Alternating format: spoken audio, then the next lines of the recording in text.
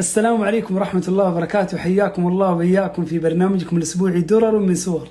واليوم معانا سورة عظيمة من سور القرآن، ألا وهي سورة طه.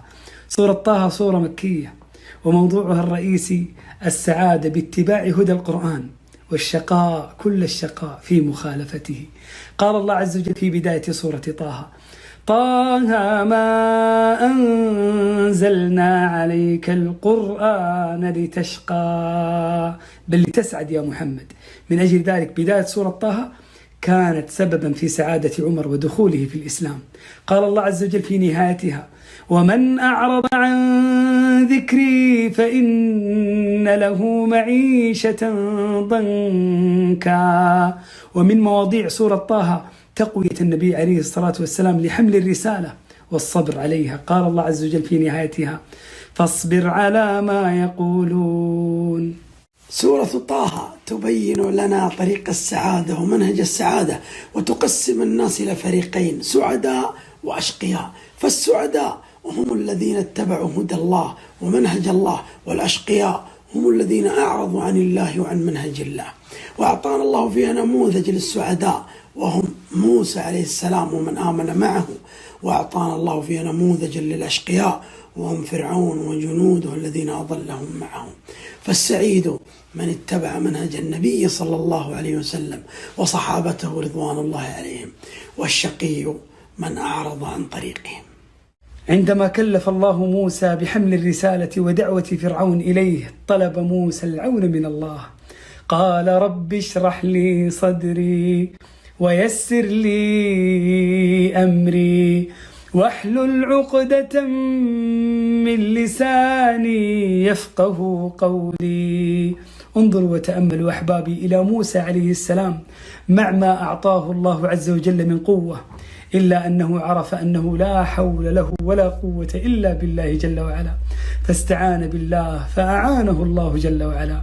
من أجل ذلك ينبغي علينا أن نستعين بالله عز وجل في كل أمورنا صغيرها وكبيرها. قال الشاعر: إذا لم يكن عون من الله للفتى فأول ما يجني عليه اجتهاده. خلقنا الله عز وجل وهدانا ولم يتركنا، بل أنزل علينا هذا القرآن العظيم المعجزة الخالدة إلى قيام الساعة ليسعدنا به ويرغبنا في رضاه وما عنده من نعيم، ويرهبنا في سخطه وما عنده من العذاب الأليم. قال الله عز وجل: طه ما أنزلنا عليك القرآن لتشقى إلا تذكرة لمن يخشى. ثم عظم الله عز وجل هذا القرآن بتعظيم نفسه، لأن تعظيم المنزل يدلك على عظمة المنزل. قال الله بعدها: تنزيلا ممن خلق الأرض والسماوات العلى الرحمن على العرش استوى له ما في السماوات وما في الأرض وما بينهما وما تحت الثرى وإن تجهر بالقول فإنه يعلم السر وأخفى الله لا إله إلا هو له الأسماء الحسنى. ما أعظم القرآن، من رزق تلاوته زالت عنه شقاوته. سبحان الذي من أسمائه الهادي. سحرة فرعون عندما خالط الإيمان بشاشة قلوبهم ثبتوا ثباتا عجيبا على دين الله. في أول النهار سحرة فجار، وفي آخره شهداء أبرار. ومن أسباب ثباتهم على دينهم أمام الطاغية فرعون: أولا اليقين بحقيقة الدين. قالوا: لن نؤثرك على ما جاءنا من البينات والذي فطرنا.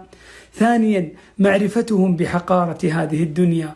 فاقض ما أنت قاض إنما تقضي هذه الحياة الدنيا. ثالثا التعلق الصادق بالله جل وعلا: والله خير وأبقى. هكذا الإيمان إذا خالطت بشاشته القلوب. أكبر هدف تسعى إليه وأعظم هدف في الحياة هو رضا الله عز وجل. قال الله عز وجل في سورة طه على لسان موسى عليه السلام: وعجلت إليك ربي لترضى. رضا الله هو أكبر هدف في الحياة.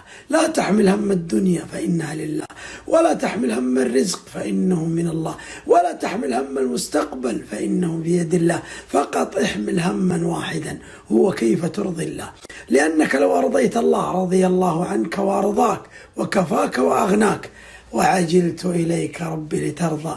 قال شيخ الإسلام ابن تيمية رحمه الله: إن رضا الرب في العجلة إلى أوامره، فجدد التوبة الليلة ولا تؤجل، وبادر إلى الأعمال الصالحة ولا تتأخر، وقل: وعجلت إليك ربي لترضى. في سورة طه بين الله لنا سعة علمه جل وعلا، أن الله يعلم ما كان وما يكون وما سيكون وما لم يكن لو كان كيف يكون. قال الله: إنما إلهكم الله الذي لا إله إلا هو وسع كل شيء علما. قال الشاعر: وهو الذي أراد بب الذر في الظلمات فوق صم الصخر، وسامع للجهر والإخفات بسمعه الواسع للأصوات، وعلمه بما بدا وما خفي، أحاط علما بالجلي والخفي. فأين نذهب ممن وسع كل شيء علما؟ من قواعد السعادة في سورة طه: ألا تمدن عينيك إلى ما عند الناس، واشكر الله على ما أنعم به عليك. قال النبي صلى الله عليه وسلم: انظروا إلى من هو أسفل منكم ولا تنظروا إلى من هو فوقكم لئلا تزدروا نعمة الله عليكم. قال الله عز وجل في سورة طه: ولا تمدن عينيك إلى ما متعنا به أزواجا منهم زهرة الحياة الدنيا لنفتنهم فيه ورزق ربك خير وأبقى.